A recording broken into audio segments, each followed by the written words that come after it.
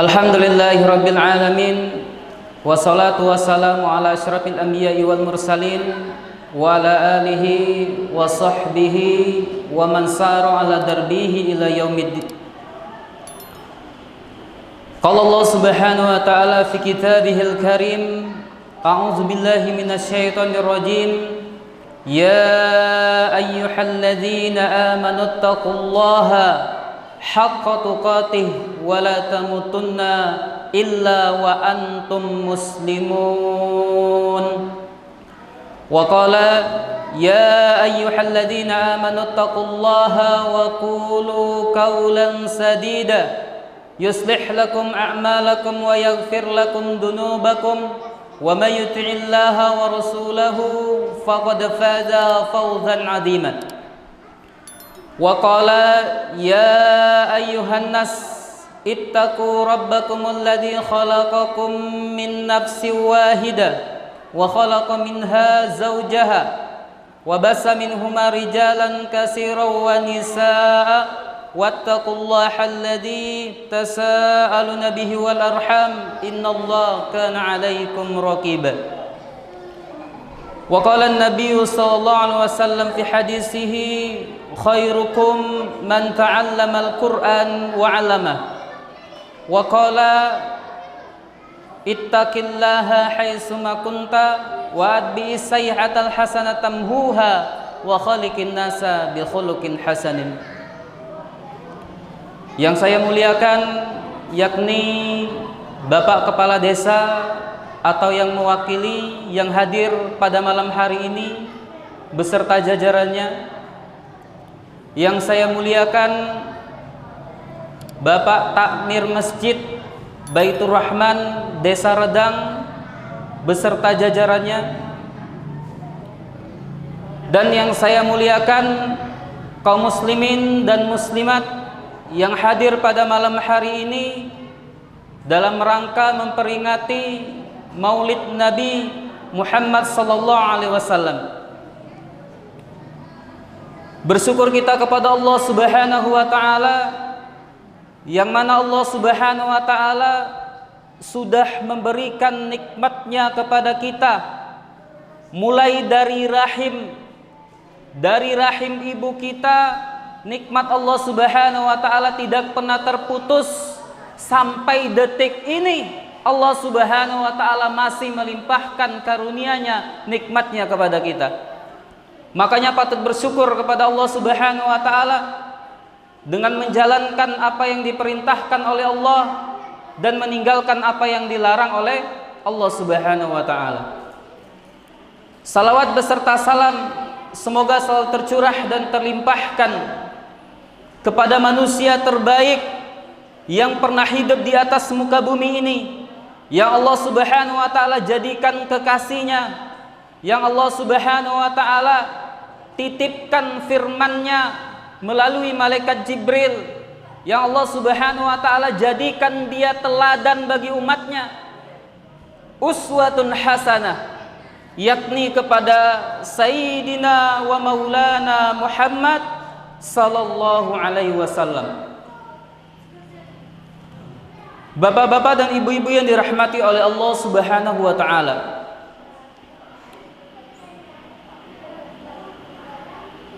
Maulud yakni hari kelahiran Nabi pada bulan Rabiul Awal, yang mana dikenal dengan bulan yang mulia karena di dalamnya telah lahir yakni seorang utusan Allah Subhanahu wa taala,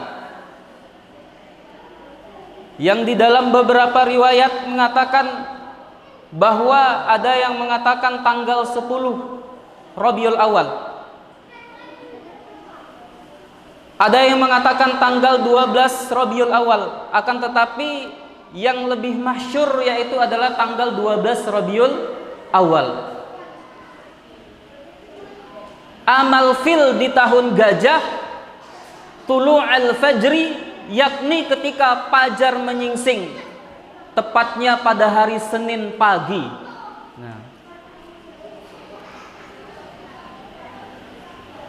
Kaum muslimin dan muslimat yang dirahmati oleh Allah Subhanahu wa taala.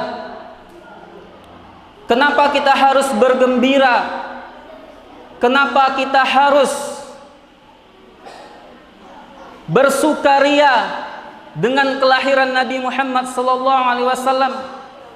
Karena Allah Subhanahu wa taala sendiri yang memerintahkan di dalam surat Yunus ayat yang ke-58.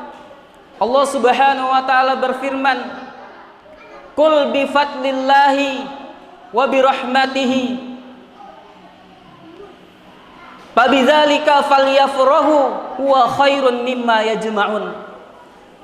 Allah Subhanahu wa taala mengatakan, "Qul," katakanlah, "bi fadlillahi," dengan fadl Allah Subhanahu wa taala, karunia Allah Subhanahu wa taala, yang di dalam tafsir Al-Munir karyanya Wahbah Az-Zaili mengatakan bahwa fadl Allah Subhanahu wa taala yang paling besar, karunia Allah Subhanahu wa taala yang paling besar, yaitu adalah diturunkannya Al-Qur'an kepada kita. Wa bi rahmatihi,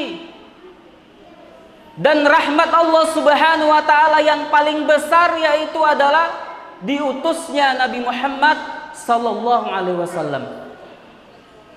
Makanya di ayat selanjutnya Allah Subhanahu wa taala mengatakan, "Fabidzalika," maka hendaklah dengan diturunkannya Al-Qur'an, dengan diutusnya Nabi Muhammad sallallahu alaihi wasallam ke atas muka bumi ini, falyafrahu, kalian bergembira.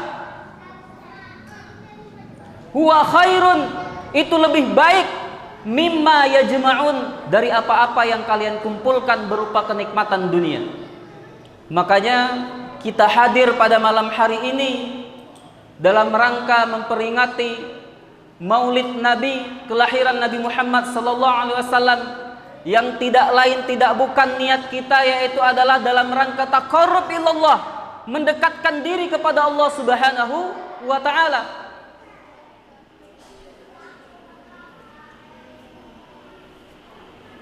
Kaum muslimin dan muslimat yang dirahmati oleh Allah Subhanahu wa taala.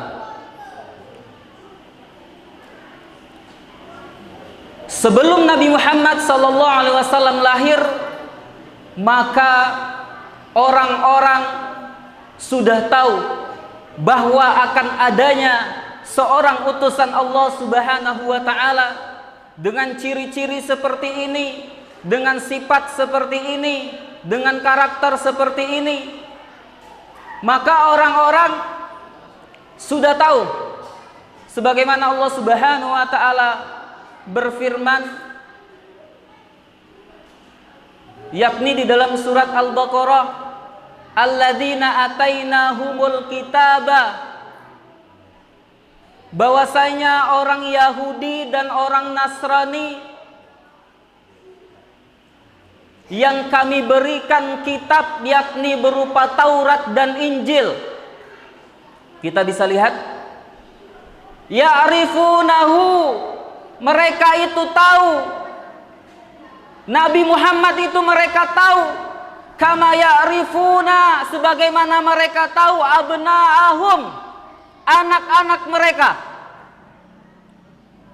Orang Yahudi, orang Nasrani yang diberikan kitab Taurat dan Injil, itu mereka tahu Nabi Muhammad sallallahu alaihi wasallam sebagaimana mereka tahu anak mereka sendiri. Pak, Bu, kalau yang namanya anak kita tahu nggak sifatnya bagaimana? Tahu nggak? Tahu kan? Karena kita dari kecil mengasuhnya, membesarkannya. Tahu nggak kita makanan kesukaannya apa? Tahu nggak kita hobinya apa? Sifat-sifatnya kita tahu. Kelakuan-kelakuan dan karakter-karakternya kita tahu. Karena apa? Karena anak kita sendiri. Kita yang membesarkannya dari kecil hingga dewasa. Nah, kata Allah Subhanahu wa taala di dalam surat Al-Baqarah ini mengatakan bahwa orang Yahudi dan orang Nasrani itu tahu, melebihi anak mereka sendiri, Nabi Muhammad SAW. Karena apa? Karena di dalam kitab Taurat, di dalam kitab Injil, Allah Subhanahu wa taala sudah mengabarkan, menginformasikan bahwa nanti akan datang nabi akhir zaman. Ciri-cirinya seperti ini, sifat-sifatnya seperti ini. Maka para pendeta-pendeta Yahudi, pendeta-pendeta Nasrani itu lebih tahu Nabi Muhammad daripada anak mereka sendiri. Nah, kaum muslimin dan muslimat yang dirahmati oleh Allah Subhanahu wa taala, kita lihat sejarah, kita baca sejarah. Ketika Abu Sufyan belum menyatakan iman kepada Allah dan Rasulnya ketika itu, Abu Sufyan ini adalah seorang presidennya Mekah ketika itu. Jadi dia dari Mekah itu pergi ke negeri Syam, selalu berdagang. Nah, suatu ketika Abu Sufyan ini dipanggil oleh Raja Heraklius ketika itu. Padahal ketika itu Abu Sufyan ini belum iman kepada Rasulullah. Ditanyakan, wahai Abu Sufyan, ketika dia tahu bahwa Abu Sufyan ini adalah penduduk Mekah, orang Mekah, pemimpinnya kota Mekah ketika itu. Benar nggak ada orang yang mengaku sebagai nabi, namanya ini di kota Mekah, di tempat daerah asalmu tinggal? Maka ketika itu Abu Sufyan mengatakan benar. Kemudian Raja Heraklius ini mengatakan, apakah dia keturunan dari raja? Apakah dia keturunan yakni dari pemimpin? Maka ketika itu Abu Sufyan mengatakan tidak. Kemudian ditanya lagi oleh Raja Heraklius ini, apakah yang membersamai dia yaitu adalah orang-orang yang lemah atau orang-orang yang kuat? Maka Abu Sufyan mengatakan yang membersamai dia yaitu adalah orang-orang yang lemah.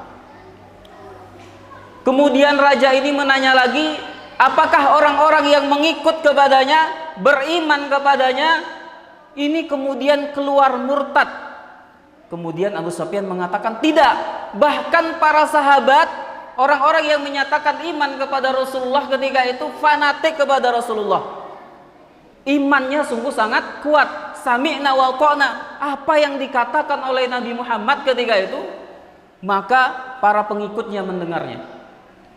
Kemudian Raja Heraklius ini mengatakan, benar yang engkau sampaikan. Kenapa? Karena itu sudah tertulis di dalam kitab Taurat, bahwa kalau misalnya orang yang mengaku nabi itu keturunan dari raja, maka tidak mungkin dia akan ada pengikutnya. Dia otomatis ingin menjadi raja berkat keturunannya, berkat dari ayahnya ini tadi. Kemudian kalau dia itu berkumpul dengan orang-orang kuat, bukan orang lemah, maka otomatis orang seperti ini bukanlah nabi. Karena nabi itu dibantu oleh Allah Subhanahu wa taala. Sehingga orang-orang yang di sekeliling nabi yaitu adalah orang-orang yang lemah. Nah, kaum muslimin dan muslimat yang dirahmati oleh Allah Subhanahu wa taala, maka ketika itu Raja Heraklius ini mengatakan bahwa sungguh benar dia adalah seorang nabi sebagaimana diceritakan di dalam kitab Taurat. Maka orang ini nanti akan menjadi seorang pemimpin besar, seorang yang akan berpengaruh ketika itu tidak hanya di kota Mekah, bahkan di seluruh penjuru bumi. Nah, ini sudah dikabarkan. Tahu mereka. Selanjutnya kisah yang kedua, yakni ketika Nabi Muhammad SAW berumur 12 tahun.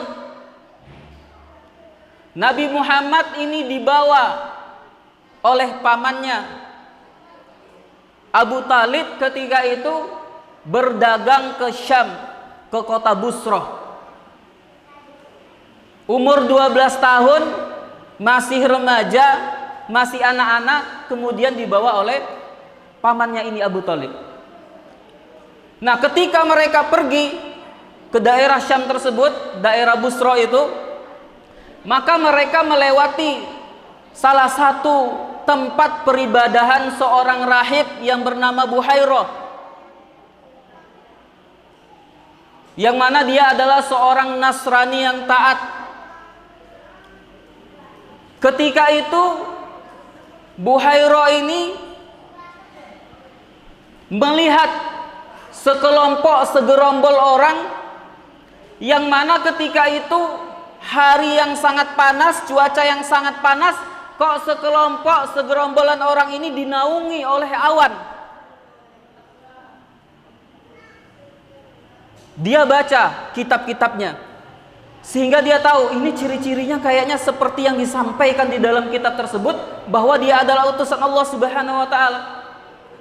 Kemudian dia melihat ketika kelompok ini tadi beristirahat di bawah sebuah pohon, maka pohon-pohon itu seperti menundukkan, menaungi Rasulullah dan kakeknya ketika, dan pamannya ketika itu, dan gerombolannya yang sedang berdagang ke kota Syam ketika itu. Terlihat keanehan-keanehan ini, sehingga ketika itu Buhairah ingin bertemu dengan kelompok kafilah ini tadi. Maka ketika itu dipanggillah bapak-bapak dan ibu-ibu yang dirahmati oleh Allah Subhanahu wa ta'ala. Kemudian apa yang dikatakan oleh Buhairah setelah melihat ciri-ciri itu, kemudian Buhairah mengatakan kepada pamannya, apakah dia ini anakmu? Maka ketika itu Abu Thalib mengatakan, ya, dia ini anakku. Kemudian Buhairah mengatakan, tidak, kamu berdusta. Sesungguhnya kalau memang benar dia ini adalah utusan Allah Subhanahu wa ta'ala, maka otomatis sekarang bapaknya sudah meninggal. Maka ketika itu pamannya terkaget, kok bisa tahu ini pendeta, seorang rahib. Maka ketika itu mengatakan, ya, dia adalah bukan putra saya, tapi keponakan saya. Maka ketika itu rahib Buhairah ini kemudian pengen tahu lagi lebih jelas, sehingga meminta izin membuka pakaian Nabi ketika itu, dan melihat tanda kenabian yang ada di atas antara pundaknya. Sebagian riwayat mengatakan di bahu sebelah kiri, yakni seperti gumpalan daging yang berbentuk, yang berwarna merah seperti telur. Nah, itu tanda kenabian. Makin yakin lagi dia, sehingga ketika itu setelah melihat seluruh tanda-tandanya, kemudian Buhairah berpesan, memberikan nasihat kepada pamannya, tolong cepat-cepat kamu bawa anakmu ini nanti pulang. Karena apa? Karena kalau seandainya orang Yahudi tahu, kenapa? Karena mereka sudah dikabarkan di dalam kitab-kitab mereka. Kalau seandainya orang Yahudi tahu, maka dia pasti akan dibunuh. Nah, kaum muslimin dan muslimat yang dirahmati oleh Allah Subhanahu wa ta'ala, sehingga ketika itu Abu Thalib cepat-cepat membawa pulang Nabi Muhammad sallallahu alaihi wasallam. Jadi sebelum kelahirannya Nabi Muhammad ini, orang-orang sudah tahu, para ahli kitab itu lagi, alladzina atainahumul kitaba, orang-orang yang kami beri kitab, orang Yahudi dan Nasrani, kitab Taurat dan Injil, ya'rifunahu kama ya'rifuna abna'ahum, mereka mengetahui Nabi Muhammad itu melebihi dari anak mereka sendiri. Allah Subhanahu wa ta'ala sudah kabarkan. Jadi seluruh alam ketika itu sudah menyambut kehadiran Nabi Muhammad sallallahu alaihi wasallam.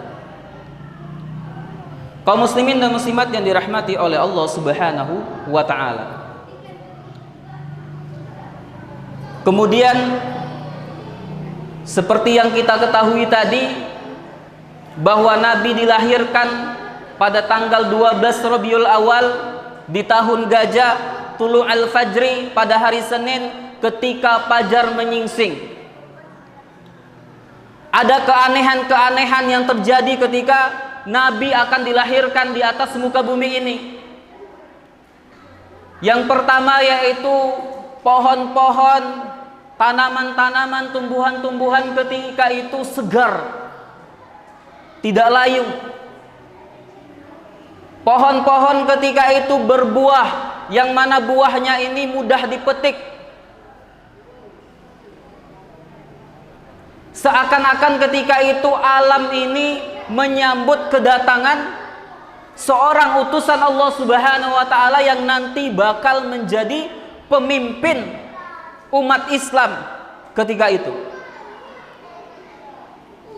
Kemudian keanehan-keanehan terjadi juga terjadi, yakni 14 balkon istana Kisra ketika itu. Ini diriwayatkan oleh Ibnu Sa'ad di dalam kitab Sirah An-Nabawiyah yang ditulis oleh Syaifur Rahman Al-Mubarakfuri. Dikatakan bahwa ketika Nabi lahir dari rahim ibunya ketika itu, maka ketika itu 14 balkon istana Kisra ketika itu terjungkal, ibaratnya hancur, ambruk ke bawah tanah ketika itu, beserta patung-patung berhala yang ada di dalam istana tersebut. Patung-patung berhala ketika itu hancur, terjungkal, ambruk ke bawah tanah ketika itu. Ini menandakan akan datangnya seorang utusan Allah yang sangat mulia. Kemudian api yang tidak pernah padam yang disembah oleh kaum Majusi, api yang tidak pernah padam yang disembah oleh kaum Majusi yang diyakini sebagai Tuhan, ketika lahirnya Nabi Muhammad SAW ketika itu padam. Padahal api ini bertahun-tahun, berpuluh-puluh tahun tidak pernah padam. Akan tetapi ketika menyambut kehadiran Nabi Muhammad SAW ketika itu, maka padam api tersebut. Selanjutnya keanehan-keanehan yang terjadi yaitu beberapa gereja yang berada di istana itu juga ketika itu ambruk dan hancur. Nah, kaum muslimin dan muslimat yang dirahmati oleh Allah Subhanahu wa taala, kemudian Aminah, ibunya Nabi Muhammad SAW, menceritakan ketika dia melahirkan Nabi, maka ketika itu dari kemaluannya ketika lahir Nabi, maka muncul cahaya ketika itu yang sangat terang benderang, yang menyinari, yang mengarah ke daerah Syam ketika itu. Nah, ini keistimewaan ketika Nabi akan lahir. Kaum muslimin dan muslimat yang dirahmati oleh Allah Subhanahu wa taala. Jadi memang Nabi Muhammad SAW ketika lahir di atas muka bumi memang disambut oleh alam semesta. Kitab-kitab terdahulu juga menceritakan, mengkisahkan bahwa akan datang seorang utusan Allah Subhanahu wa taala. Makanya orang-orang yang masih tetap iman, maka dia akan beriman kepada Rasulullah SAW. Karena apa yang disampaikan di dalam kitab-kitab mereka itu sudah jelas. Nah, ketika Nabi ini lahir, kemudian Siti Aminah, ibundanya Nabi Muhammad SAW, memberitahukan, cepat-cepat disuruh orang memberitahukan kabar gembira ini kepada kakeknya, yaitu Abdul Muthalib. Maka ketika itu diberitahu kepada Abdul Muthalib, sehingga ketika itu Abdul Muthalib sangat senang dengan kelahiran cucunya ini. Maka ketika itu Abdul Muthalib mengambil bayi tersebut, kemudian membawanya masuk ke dalam Ka'bah. dan berdoa kepada Allah Subhanahu wa taala semoga bayi ini diberikan keselamatan. Kemudian memberikan nama kepada bayi tersebut dengan nama yang tidak atau belum pernah ada ketika itu orang-orang penduduk Mekah. Jadi namanya asing gitu. Siapa namanya? Yakni Muhammad, yang terpuji atau yang dipuji. Karena apa? Karena kelak dia akan menjadi orang dewasa, seorang pemimpin yang memang benar-benar sifat-sifatnya itu adalah sifat-sifat yang terpuji. Sifat-sifatnya Rasulullah sallallahu alaihi wasallam. Kaum muslimin dan muslimat yang dirahmati oleh Allah Subhanahu wa taala. Lanjut ini, Pak, Bu. Lanjut. Belum ngantuk kan? Takutnya ngantuk ibu-ibu yang di belakang. Enggak ngantuk kan, Bu? Kalau ngantuk langsung saya tutup ini. Kalau semangat berarti kita lanjutkan. Siap? Kita takbir dulu 3 kali. Takbir. Takbir. Takbir. Nah, ibu-ibu dan bapak-bapak yang dirahmati oleh Allah Subhanahu wa taala,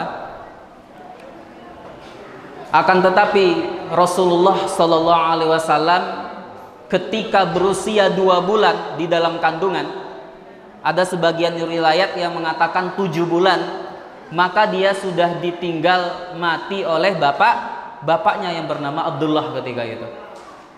Jadi sehingga ketika Nabi lahir itu dalam keadaan yatim. Makanya orang-orang yang menyantuni anak yatim maka pahalanya itu besar. Dan dia dengan Rasulullah SAW itu berada seperti 2 jari ini. Dekatnya nanti di hari kiamat. Bagi orang-orang yang menyantuni anak yatim, yang mengurus anak yatim dengan ikhlas. Kaum muslimin dan muslimat yang dirahmati oleh Allah Subhanahu wa taala. Apa yang kita bisa ambil dari hikmah cerita dilahirkannya Nabi Muhammad SAW ke atas muka bumi ini? Setiap tahun kita mengadakan acara maulid. Setiap tahun kita hadir ke masjid mendengarkan ceramah tausiah.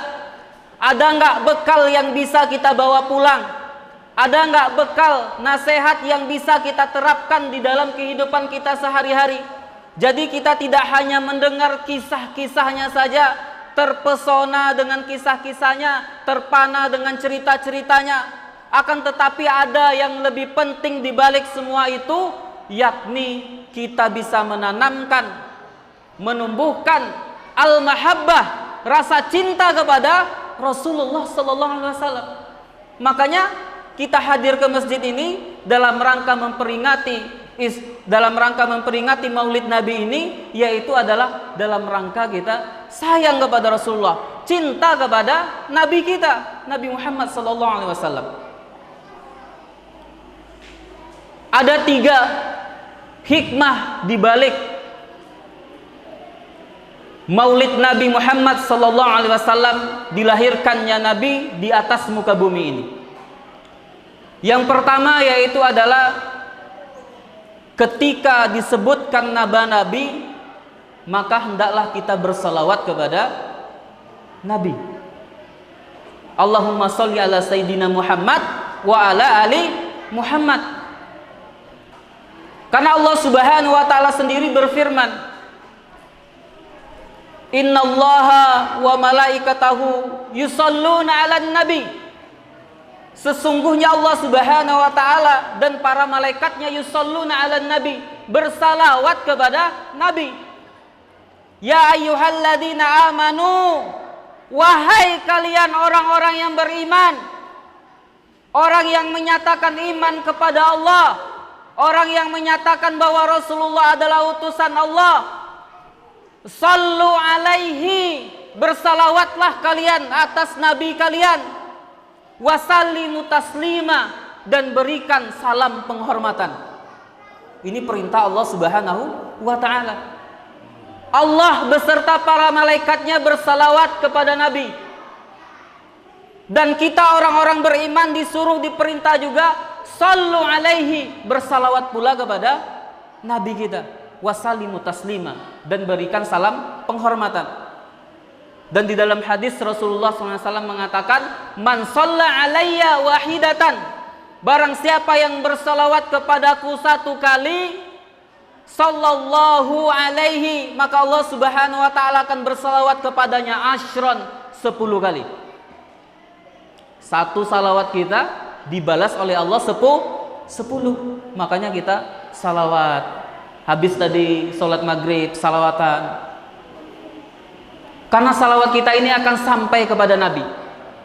Dan salawatnya Allah Subhanahu wa ta'ala kepada kita, yakni bukan bersalawat, akan tetapi dalam bentuk kebaikan-kebaikan, barokah-barokah yang diturunkan oleh Allah Subhanahu wa ta'ala kepada kita. Nah, ini pelajaran hikmah pertama yang bisa kita ambil dari Maulid Nabi, yakni kelahiran Nabi Muhammad SAW. Hendaklah kita selalu bersalawat. Ini tidak perlu modal besar, Pak, Bu. Gak harus pakai uang, cuma modal cangkem, modal mulut kita saja. Bersalawat setiap hari, sehingga siapapun bisa mengamalkan amalan ini. Yang kedua, kaum muslimin dan muslimat yang dirahmati oleh Allah Subhanahu wa ta'ala, hikmah yang bisa kita petik dari kelahiran Nabi Muhammad SAW, diutusnya Nabi di tengah-tengah kita, yaitu hendaknya kita berakhlak dengan akhlak Nabi. Suatu ketika Aisyah pernah ditanya, wahai ibunda Aisyah, wahai Ummul Mukminin, ibunya orang-orang yang beriman, tolong kabarkan kepadaku, akhbirni khuluqur Rasul, akhlaknya Rasul itu seperti apa? Maka ketika itu ibunda Aisyah mengatakan bahwa akhlak Rasul itu adalah Al-Quran, khuluqul Quran, akhlaknya Al-Quran. Apa yang ada di dalam Al-Quran diamalkan oleh Rasulullah SAW, sehingga kita patut mencontoh akhlak-akhlak yang terpuji tersebut. Dengan teman, dengan tangga, salam, senyum, saling membantu, bersikap jujur, tidak menipu orang, mencari harta dengan jalan yang halal, rizki yang halal, tidak menipu orang, tidak berbuat curang. Kalau menjadi seorang pedagang yang halal, pedagang yang jujur, tidak menipu dengan dagangannya, tidak menipu dengan timbangannya, maka ini kita meniru akhlak Nabi. Karena Nabi Muhammad SAW itu dari segala sisi bisa ditiru. Menjadi seorang ayah yang baik, tiru Rasulullah. Menjadi seorang pemimpin yang baik, maka tiru Rasulullah. Menjadi seorang hamba Allah yang baik, maka tiru Rasulullah. Sudah ada suri tauladan dari Allah Subhanahu wa ta'ala kepada Nabi kita tersebut. Makanya dikatakan, laqad kana lakum fi Rasulillah uswatun hasanah. Sudah ada pada diri Rasulullah SAW itu adalah uswatun hasanah, teladan yang baik. Liman kana yarjullaha, barang siapa yang mengharapkan perjumpaan dengan Allah, wal yaumal akhirah, dan hari akhir nanti, wa dzakarallaha katsiran, dan orang yang banyak mengingat Allah Subhanahu wa taala. Makanya yang kedua, bapak-bapak dan ibu-ibu yang dirahmati oleh Allah Subhanahu wa taala, hikmah yang kita bisa petik yaitu meneladani akhlak Nabi. Apa yang dilakukan Nabi kita amalkan, kita tiru, kita terapkan di dalam kehidupan kita sehari-hari. Sebuah kisah tentang mulianya akhlak Rasulullah SAW. Sepeninggal Rasulullah SAW wafat, maka ketika itu Abu Bakar datang kepada putrinya ibunda Aisyah. Aisyah ini adalah putrinya Abu Bakar As-Siddiq yang menjadi istri Rasulullah. Abu Bakar ketika itu bertanya, wahai Aisyah, apa amalan Rasulullah yang belum ayah kerjakan? Maka ketika itu Aisyah menjawab, "Wahai ayahandaku, sesungguhnya seluruh amalan Rasul sudah engkau lakukan. Engkau adalah orang yang paling kuat, paling pertama mengamalkan sunnah-sunnah Rasul. Akan tetapi ada satu kebiasaan Rasul yang belum engkau lakukan." Maka ketika itu Abu Bakar terkaget ini. Wah, masih ada ternyata satu amalan yang belum saya kerjakan. Apa ini? Kalau bisa saya pengen kerjakan seluruh yang dilakukan oleh Nabi. Maka ketika itu Aisyah mengatakan bahwa setiap hari di pagi hari Nabi itu biasanya memberi makan seorang Yahudi buta di pasar Madinah, di sudut kota Madinah. Pak, Bu, masih sadar? Masih bangun? Alhamdulillah. Ternyata orang Yahudi buta itu, Pak, Bu, setiap harinya kerjanya mencaci Rasulullah, memfitnah Rasulullah, menjelek-jelekkan Rasulullah. Asal ada orang lewat, orang datang kepadanya, dia ceritanya tidak lain tidak bukan Muhammad itu gila, Muhammad itu seorang penyihir. Dijelek-jelekkan, difitnah-fitnah. Sudah buta lagi matanya, tua lagi, ibaratnya udah bau tanah gitu kan, masih menjelek-jelekkan Nabi. Dosanya besar ini. Akan tetapi ternyata yang memberikan makan setiap pagi sarapan kepada orang Yahudi buta ini adalah baginda Nabi Muhammad Sallallahu Alaihi Wasallam. Jadi ketika dia memfitnah, mencaci maki itu Rasulullah dengar, tapi Rasulullah tidak marah, terus memberikan makanan itu tadi dengan ikhlas. Nah, ketika Rasulullah wafat, tidak ada lagi yang memberikan makan itu tadi. Sehingga Abu Bakar ini ingin melanjutkan, pengen meneruskan ini perbuatan Rasul yang mulia ini. Maka keesokan harinya setelah bertanya kepada Aisyah, apa yang diberi makan? Yakni roti gandum. Maka ketika itu dibawalah roti gandum ini. Besok paginya Abu Bakar bersemangat, kemudian mencari-cari orang Yahudi buta tersebut. Ketemu ternyata di sudut kota Madinah. Apa yang dilakukan oleh Abu Bakar? Langsung Abu Bakar, wah, saya pengen beramal soleh. Maka diberikan makan ketika itu, sebagaimana Rasulullah memberikan makan. Maka ketika itu orang Yahudi buta ini terkaget-kaget, terheran-heran. Kok beda ini? Tangannya begitu kasar. Kalau Rasul itu kan lembut. Lalu bertanya orang Yahudi buta ini, siapa kamu? Saya orang yang selalu memberi kamu makan.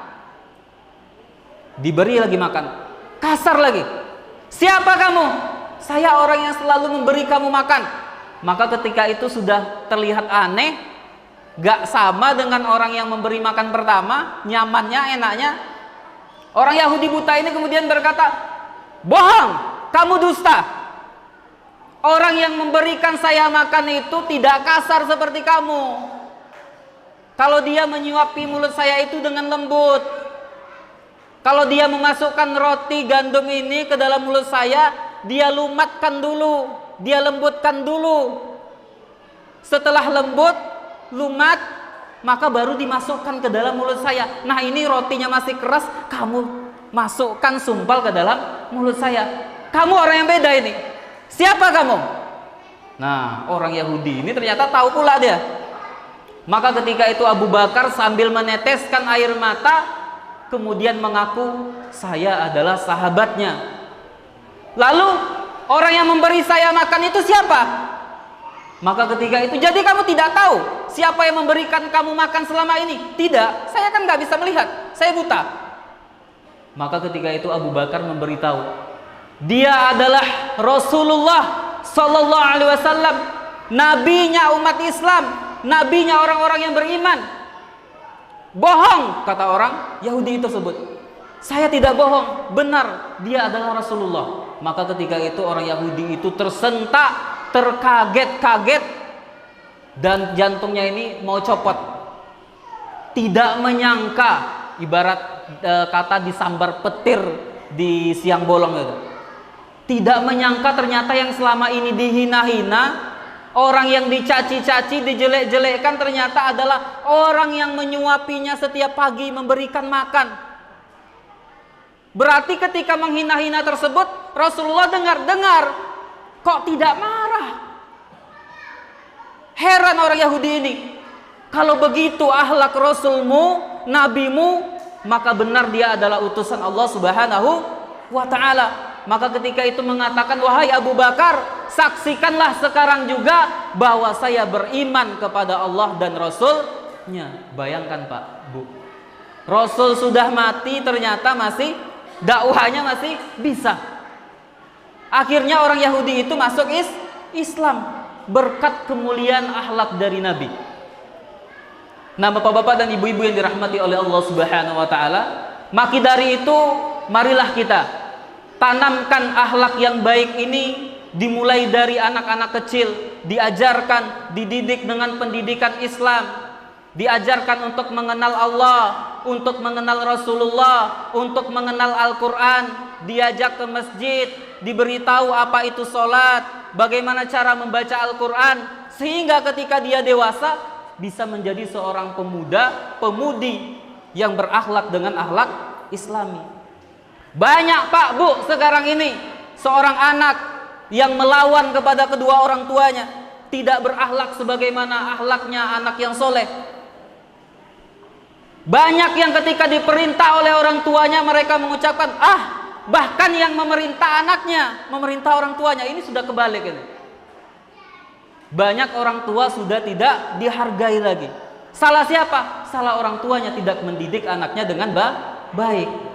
Maka dari itu tugas kita yaitu adalah memberikan pendidikan yang baik, yakni pendidikan sesuai dengan akhlaknya Nabi. Kaum muslimin dan muslimat yang dirahmati oleh Allah Subhanahu wa ta'ala, yang terakhir, yang ketiga, masih semangat Bu? Masih semangat Pak? Sebelah kiri? Insyaallah ya. Kalau semangat, saya pun semangat. Yang terakhir, habis ini habis. Yang terakhir, hikmah yang bisa kita ambil, kita petik dari Maulid Nabi ini, kita memperingatinya, yaitu adalah mengamalkan sunnah Nabi. Nah, mengamalkan sunnah Nabi.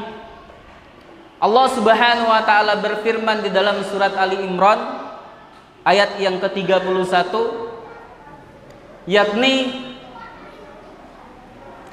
barang siapa yang beriman kepada Allah Subhanahu wa ta'ala, maka hendaklah dia itu fattabi'uni, mengikutiku, ikuti aku, ikuti jalanku.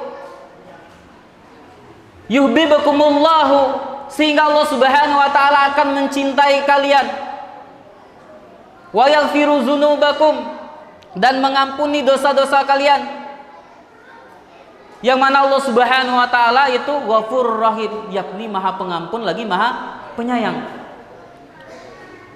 Jadi kita kalau pengen taat kepada Allah, fattabi'uni, kata Rasulullah, ikuti saya, ikuti aku. Kenapa kita harus ikut Rasul Pak, Bu? Yang pertama, Al-Quran diturunkan kepada siapa? Rasulullah. Yang tahu isi Al-Quran ini siapa? Rasulullah. Yang tahu tata cara beribadah kepada Allah itu siapa? Rasulullah. Makanya kita harus mengikut Nabi, mengamalkan sunnah-sunnah yang diajarkan Nabi. Karena Rasulullah itu adalah dijadikan suri tauladan untuk diikuti. Kalau Al-Quran ini diturunkan kepada Rasulullah SAW, Nabi Muhammad, maka otomatis yang bisa menjelaskan isi Al-Quran ini adalah Nabi kita. Di dalam Al-Quran diperintahkan, wa aqimus sholah, kerjakanlah sholat.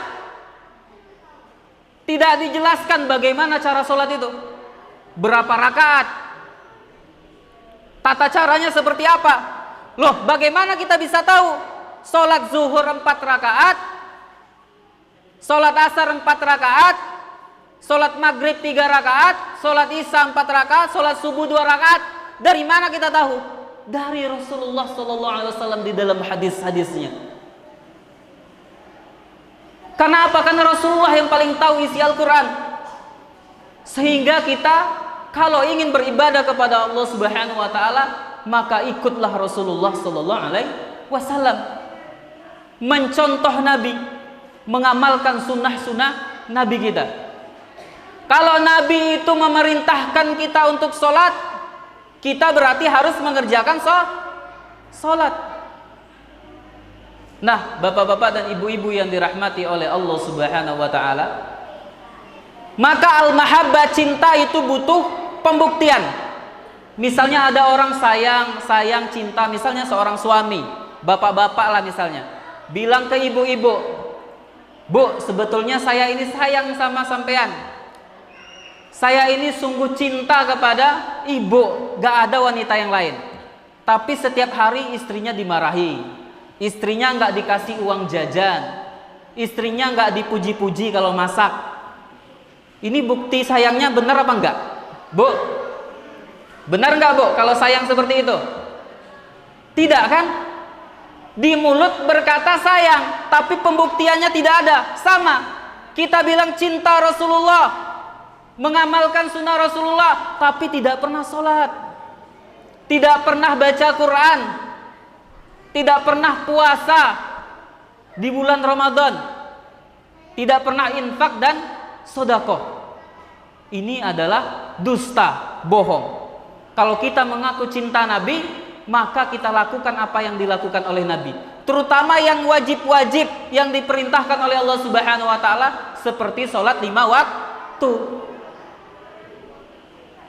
Yang mana kalau kita bisa mengerjakan sholat 5 waktu ini di masjid dalam keadaan istiqomah 1 hari, kita bisa mengerjakan 5 waktu, maka itu sebagai tolak ukur untuk ibadah-ibadah yang lain. Karena amalan yang paling pertama dihisab nanti di hari kiamat adalah sholat. Makanya selagi kita hidup di dunia ini, di atas muka bumi ini, Pak, Bu, kita kerjakanlah sholat. Kita kerjakan apa yang diamalkan oleh Rasul, sunnah-sunnahnya, maka kita lakukan, kita hidupkan kembali. Kalau Rasul perintahkan untuk menutup aurat bagi yang perempuan, maka ditutup auratnya, jangan diperlihatkan. Nah, kaum muslimin dan muslimat yang dirahmati oleh Allah Subhanahu wa taala, sehingga kita nanti tidak menjadi orang yang menyesal di hari kiamat nanti, sebagaimana Allah Subhanahu wa taala berfirman di dalam surat Al-Fatir, yakni ayat yang ke-13, yang mana ketika itu orang-orang penduduk neraka itu berteriak meminta kepada Allah Subhanahu wa taala, "Rabbana akhrijna," ya Allah, kembalikan kami ke atas muka bumi ya Allah, hidupkan kami kembali ya Allah, na'mal solihan, kami ingin berbuat amal soleh. Kata Allah Subhanahu wa taala, kelak orang-orang yang bermaksiat, yang masuk api neraka, Allah Subhanahu wa taala menjerit, menangis-nangis, minta kepada Allah Subhanahu wa taala, "Akhrijna," keluarkan kami dari api neraka ini. Pulangkan kami ke dunia ya Allah. Untuk apa mereka dipulangkan, Pak, Bu? Apakah mereka pulang ingin kembali kepada harta-harta mereka? Apakah mereka ingin pulang kembali kepada pangkat dan jabatan mereka? Apakah mereka ingin pulang ke dunia untuk ketemu dengan keluarga, sanak kerabat mereka? Tidak. Na'mal solihan, yakni untuk beramal soleh. Yang mana ketika di dunia kita diberikan kesempatan, ternyata kita main-main. Kita diberikan umur, diberikan badan yang sehat, kerjaan kita tidur.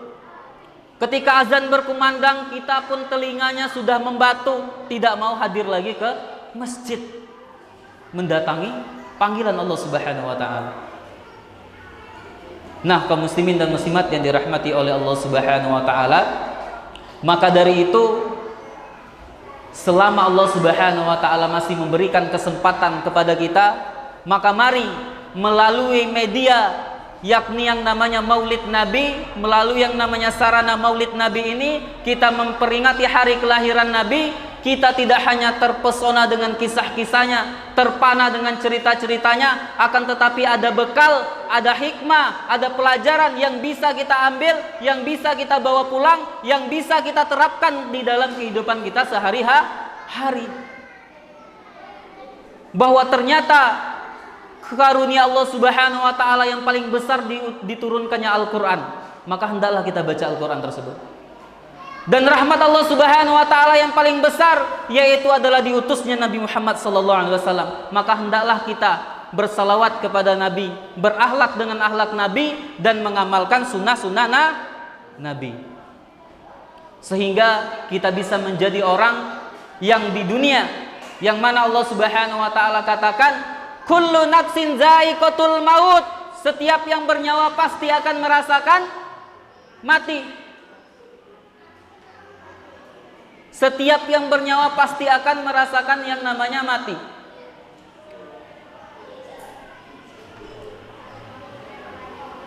Sehingga ketika itu, faman zuhziha anin nari, barang siapa yang diselamatkan oleh Allah Subhanahu wa taala dari api neraka, wa udkhilal jannata, dan masuk ke dalam surga, maka ini adalah orang yang sukses. Tiada kesuksesan yang paling besar di atas muka bumi ini melainkan kita dihindarkan dari api neraka Allah Subhanahu wa taala dan dimasukkan ke dalam surga. Wa mal hayatud dunya illa mataul ghurur. Tidak lain tidak bukan hidup di dunia itu hanyalah kesenangan yang menipu. Kenapa hanya kesenangan yang menipu? Hidup di dalamnya tidak abadi, semuanya dibatasi dengan yang namanya maut, kematian. Orang yang kaya harta benda di dalamnya tidak abadi. Kelak ketika mereka mati, maka harta benda itu menjadi hak waris, menjadi hak anak-anaknya, diambil oleh saudara-saudaranya. Tidak ada yang mereka bawa kecuali kain kapan putih. Ternyata habis waktunya, habis umurnya, habis tenaganya, sampai-sampai tidak sempat sholat, tidak sempat baca Al-Quran, tidak sempat berzikir, tidak sempat ingat Allah, tidak sempat ingat Rasulullah. Ternyata harta yang dia kumpulkan, pengen dia nikmati, datang yang namanya maut, tidak bisa dia nikmati ternyata. Hanya kain putih yang dia bawa ke dalam kuburan.